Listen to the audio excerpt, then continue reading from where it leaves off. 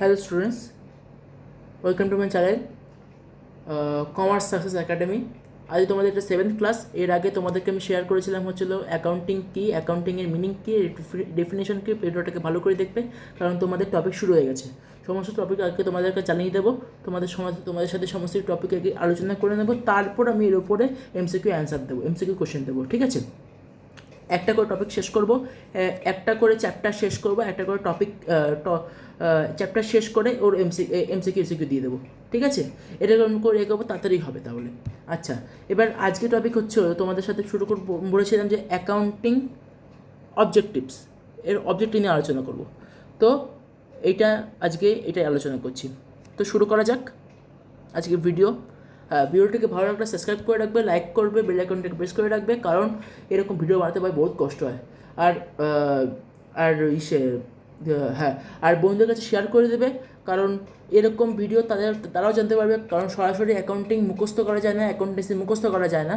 তাদেরকে আগে প্রথমে বুঝতে হবে, তারপর অ্যাকাউন্টেন্সি মানে তারপর পড়তে হবে, ঠিক আছে? তো শুরু করা যাক।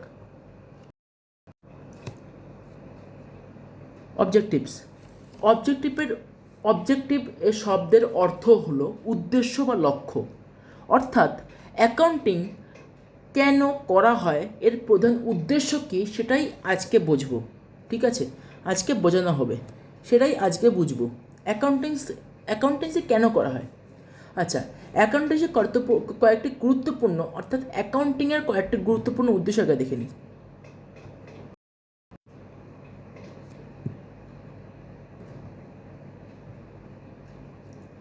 দেখো, 1 নম্বরে রয়েছে রেকর্ডিং অফ ফিনান্সিয়াল ট্রানজ্যাকশন। অ্যাকাউন্টিংয়ের প্রথম উদ্দেশ্য হলো ব্যবসার সব ফিনান্সিয়াল ট্রানজ্যাকশন সঠিকভাবে রেকর্ড করা। যেমন পণ্য কেনা, পণ্য বিক্রি করা, টাকা পাওয়া, টাকা দেওয়া। তোমাদেরকে আগেই বলেছিলাম অ্যাকাউন্টিংয়ের মানেতে এটা বোঝা যাচ্ছে। তো এটা আর ভালো করে বোঝার কিছু নেই। তাও একবার বলে দিচ্ছি, যারা ফিনান্সিয়াল ট্রানজ্যাকশন মানে হচ্ছে হলো আর্থিক লেনদেন।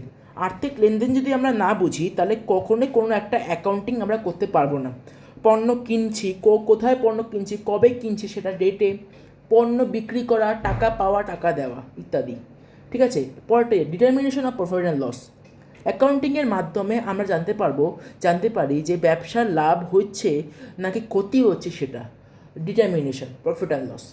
এই তথ্য সাধারণত ট্রেডিং অ্যাকাউন্ট এবং প্রফিট অ্যান্ড লস অ্যাকাউন্টের মাধ্যমে জানা যায়, ঠিক আছে? Trading account, profit and loss অ্যাকাউন্টটা এবার কি?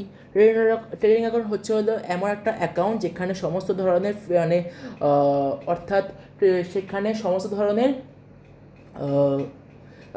মানে ফিনিশড না, নন ফিনিশড গুডস ইউজ করা হয়, ঠিক আছে? তোমাদেরকে এই টপিকটা আলাদা আছে, তোমাদের হচ্ছে এটা মনে আছে সেকেন্ড সেমিস্টারে। এই টপিকটা নিয়ে তোমাদেরকে ডিটেলসে আলোচনা করবো, সেই সেকেন্ড সেমিস্টারে যখন আমি পড়াবো তখন। এখন কিছু বলছি না, এখন তোমরা জাস্ট এটাই বোঝো যে প্রফিট অ্যান্ড লস অ্যাকাউন্টে এটা জানা যায়, ঠিক আছে? তারপরে দেখো ডিটারমিনেশন ফিনান্সিয়াল পজিশন।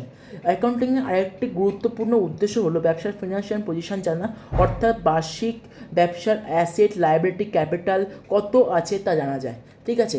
এটা তোমাদের অ্যাসেট, লায়াবিলিটি, ক্যাপিটাল যেটা আছে সেটা হচ্ছে তোমাদের আছে হলো সেমিস্টার 1-এরই সেকেন্ড চ্যাপ্টারে, অর্থাৎ সেকেন্ড চ্যাপ্টার বেসিক টার্মস, ঠিক আছে? এখানে তোমরা আছে অ্যাসেট, লায়াবিলিটি, ওইখানে তোমাদেরকে আমি সমস্ত বুঝিয়ে দেবো, ঠিক আছে? সমস্ত অ্যান্সার বুঝিয়ে দেবো, সমস্ত কিছু করে বুঝিয়ে দেবো। আচ্ছা, যেখানে ফিনান্সিয়াল পজিশন জানা যায় যে ব্যবসার অ্যাসেট মানে হচ্ছে সম্পত্তি, লাইবিলিটি মানে দায়, আর ক্যাপিটাল মানে মূলধন। এটা জেনে রাখো, ঠিক আছে? যেটা ব্যালেন্স শিটের মাধ্যমে পাওয়া যায়, ওকে? আচ্ছা, তারপরে দেখো,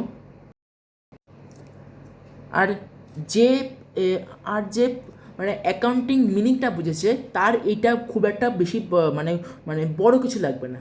যে অ্যাকাউন্টিং, তার আগে বলে রাখছি অ্যাকাউন্টিং মিনিংটা কী বোঝো, ঠিক আছে? অ্যাকাউন্টিং মিনিং এবং ডেফিনেশনটা, কারণ এইটার মধ্যে এটার সাথে অনেক পার্থক্য রয়েছে, অনেক কিছু পার্থক্য রয়েছে। আচ্ছা, পরের ভিডিওতে হয়তো আসবে এর সোর্স কী কী রয়েছে, এর ফলে আমরা কী কী হতে পারবো, এটা রয়েছে, ঠিক আছে? তো ওটা একটু ভালো করে বোঝো। আচ্ছা, অ্যাকাউন্টিং ব্যবসা সম্পর্কিত গুরুত্বপূর্ণ তথ্য বিভিন্ন ব্যবহারকারীদের দেয়, যেমন owner, manager, bankers, investor and government, ঠিক আছে, এদের কাছে দেয়। তো আমরা তো জানি গভর্নমেন্ট মানে কি, সরকার, ঠিক আছে, ব্যাংকের কাছে যায়, ইনভেস্টারের কাছে যায়, তারপর হচ্ছে ওনার্স যায়, তারপর হচ্ছে ম্যানেজারের কাছে যায়। একটা ছোটো এক্সাম্পল দিয়ে বুঝি অ্যাকাউন্টিংটা কী। ছোটো এক্সাম্পলে ধরো একটি ব্যবসা বছরের শেষে হিসাব করলো মোট বিক্রি হচ্ছে 6 লাখ টাকা আর মোট খরচ হচ্ছে 5 লাখ টাকা। ঠিক আছে, অর্থাৎ 1 লাখ টাকা আমার লাভ হয়েছে। যে অর্থাৎ এটা আমরা দেখে বুঝতে পারছি অ্যাকাউন্টিংয়ের মাধ্যমে সহজে বোঝা যাচ্ছে যে ব্যবসার 1 লাখ টাকা আমার লাভ হয়েছে, 6 লাখ টাকা আমার বিক্রি হয়েছে। অর্থাৎ এটা যদি আমি অন্যরকমভাবে লিখি, 6 লাখ টাকা 6 লাখ টাকা আমার বিক্রি হয়েছে, এটা আমার পারচেস হয়েছে, আর সেলস হয়েছে হলো এটা আমার ইনকাম মানে লেগেছে, বিক্রি পারচেস হয়েছে, আর আমার খরচ হচ্ছে হলো 5 লাখ টাকা। ঠিক আছে, 5 লাখ টাকা আমার খরচ হয়েছে, অর্থাৎ এক্সপেন্স হয়েছে আমার। এটা খরচ মানে অ্যাকাউন্টেন্সের ভাষায় এক্সপেন্স, সমস্ত কিছু বোঝাবো, এখন তোমরা এটা বুঝে নাও। ঠিক আছে, তো এখানে যে 6 লাখ আর এখানে 1 লাখ, তাহলে এখানে থেকে পড়ে থাকলো আমার 1 লাখ টাকা। 1 লাখ টাকা আমার এখানে যেটা হয়েছে সেটা লাভ হয়েছে। ঠিক আছে, অর্থাৎ প্রফিট হয়েছে, এটা বোঝা যাচ্ছে। ঠিক আছে, এবার চলো আরেকটা সহজভাবে বুঝি, তাহলে অ্যাকাউন্টিংয়ের অবজেক্টটা কী বলছে একটু সহজভাবে বুঝি। চলো দেখো, এখানে বলছে সহজভাবে মানে কি বুঝলে কি বোঝা যাবে, সহজে কি বলা যাবে অ্যাকাউন্টিং জিনিসটা কী। সহজে বলা যাবে যে অ্যাকাউন্টিংয়ের উদ্দেশ্য হলো ব্যবসার লেনদেনকে রেকর্ড করা এবং মানে অর্থাৎ হিসাব রক্ষণ করা, হিসাব রাখা, কোনো একটা খাতা কলমে হিসাব রাখা, আর হচ্ছে লাভ ক্ষতি নির্ণয় করা, ব্যবসার আর্থিক অবস্থা সম্পর্কে সঠিক তথ্য প্রদান করা ইত্যাদি।